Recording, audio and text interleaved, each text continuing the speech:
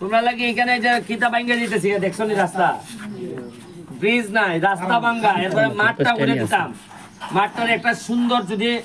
শোনা এখন যদি পর্যটন না বাড়াইতাম পারি চা দিয়ে আর বাঁচতায় না বাইরে থেকে মানুষ আইসা যদি এখানে খরচ না করে টাকা পাইবে কই ইন্ডাস্ট্রি গুলা যদি হইতাছে এইগুলোর মধ্যে তোমাদের ছেলে মেয়েরা চাকরি না করলে তোমাদের বাঁচা মুশকিল কারণ আমি এমন এমন সময়ে তোমরারে পাইছি তোমরা নেতা হিসাবে যখন মনে করো যে এই পার্টি একবারে দুর্বল হয়ে গেছে কারণ আমি বেশি কথা যদি এখন দেওয়ানদের মালিক রে কই তেলে কইব যে বেটা এমপি হইছে না 2 মাস হইছে আমরার উপরে চালাইতাছে এরকম আমি যদি কই কেরে তুমি টাকা দিতে না তা আমার কথা হলো যে তুমি যদি চালাইতে না পারো তো এই দোকান চাল রাখছো কেরে তুমি অন্যরকম দাও তুমি রাখবাই আবার টাকাও দিতে না এই কথা এইগুলা কই দিকেই তো আমার শত্রু বেশি তুমি যদি না পারো স্টাফের বেতন দিতে না পারো এইগুলা না পারো তো তুমি আসো কেন লেখিয়া পরে যে তোমার মানছে যে এইরকম অভিশাপ এই দীর্ঘ নিঃশ্বাসের উপরে চলবাই কেমন এখন কষ্ট হইতেছে না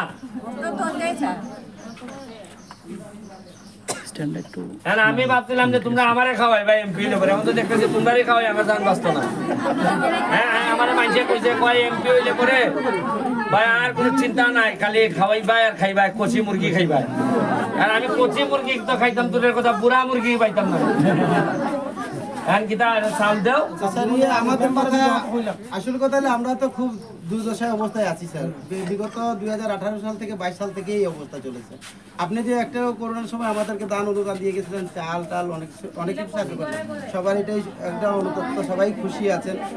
গাছও দিয়ে গেছিলেন এগুলা নিয়ে আপনাকে তো যা করার করেই দিয়েছেন আপনাকে তো করে পাঠাই দিয়েছেন এখন আমাদের বাগানটা এমনই একটা অবহেলিতভাবে পড়ে আছি যার কারণে আমরা আসলে এরকম সুযোগও পাই নাই আপনার মতো একজন এমপি সাহেবের সাথে আমরা যেরকম ফ্রেন্ডলি হিসেবে যে আমরা আজকে কথা বলতে পারছি সেটা সবচেয়ে বড় ভাগ্যের ব্যাপার আর এই কথাটা হলো আমরা আজকে গর্বিত যে আমাদের চুনারুঘাটের যে আমাদের সাইদুল সুমন ভাই যে আজকে আমাদের কাছে এই যে দুঃখের সময় আসে পাশে দাঁড়াচ্ছেন লম্বা কথা না আসল কথা কিটা চাও দেখো কথা হলো স্যার আমি বলেছি শুরু করে দিছে যে কত মহান মানুষ এই না সে না আরে আসল কথা এখন পেটে ভাত নাই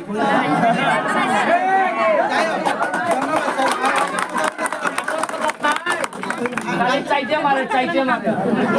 আসল কথা স্যার এটা যে আমাদের মন্দিরে বরাদ্দটা দিয়ে গেছেন আর আমার বাগানে ড্রেনের রাস্তার খুব অবস্থা খারাপ এই যে শোনো আমি তো সবই করতেছি লোক খাবার পায় না তখন তো আমার অন্য দিকে আর নজর থাকে না খাওয়া আরে আমার কথা হলো যে যখন আমার সংসার চলে না আমার ছেলে বিয়ে করাই কোন সময় এই যে রাস্তাঘাট ঠিক করতাম আগে তো খাওয়া দেওয়া লাগবো খাওয়া না দিলে তো আমার প্লেট থেকে আমার ভাত লই লইব আর আরেকটা কথা স্যার এখন বর্তমানে উপজেলা নির্বাচন এটা না নির্বাচন এই সম্পর্কে স্যার একটা কথা বলতেছি যদি আপনি মনে করেন আপনার পছন্দ না না আমার কোনো পছন্দ আমার কোনো পছন্দের কোনো প্রার্থী নাই তবে একটাই ভালো লোক হইতো জি 2 নম্বর সুরসা আমার হইতো না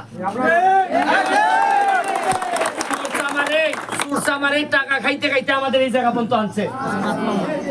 আজকে আমি এত টাকা বরাদ্দ পাইয়া সব কইয়া দেই এরা আগে কইলো না কেন বরাদ্দ কই যায় আর সময় আইলে খালি গো আমি গো তোমার গো আর এরপরে ভোট শেষ তুমিও শেষ বঙ্গবন্ধু বাংলাদেশ হ্যাঁ এটা আর চলবে না এই আমি দাদার কাছে দায়িত্ব দিয়ে গেলাম দাদা যেভাবে বলে এভাবে যারা নেতৃবৃন্দ আছে তারা যেভাবে বলে করেন আর আমার উপর ভরসা রাখেন আমি যদি খাই আপনারা খাবেন আপনারা না খাইয়া থাকতে গেলে আমি এটা সহ্য করবো না দরকার এমপি গিরি সাইডে দিয়ে আমি যাইব তাও তোমাদেরকে না খাইয়া থাকতে দেবো আমরা এখানে দুইটা লাইনের ভিতর দিয়া দুইটা ড্রেন আছে আর একবার চলাফেরা করতে পারে আচ্ছা আমার যা যা লাগে ড্রেন মেইন যা আছে আমি তোমরা একবার কইছি না যে ভোট আমি চা বাগানের মানুষের কাছে একবারই চাইছি আর বাকি জীবন যদি আমি আর কখনো নির্বাচন করি আমি ভোট চাইতাম না তোমরা খুশি হয়ে আমার বাসায় না ভোট দিয়ে সব করে দিব কিন্তু এখন তো আমার মাথা নষ্ট খাওয়ান কেমনে তুমি এখন আমার তো তোমার যা যা লাগে তোমরা গেলানি চা বাগানের মানুষ আমারে যা করছো বাকি জীবন তোমরা গোলামি করলেও আমার কম হয় যে সম্মান আমারে তোমরা দিছো এইটা আমি জীবনে এই ঋণ শোধ করতে পারবো না খালি চেষ্টা করে যাইতেছি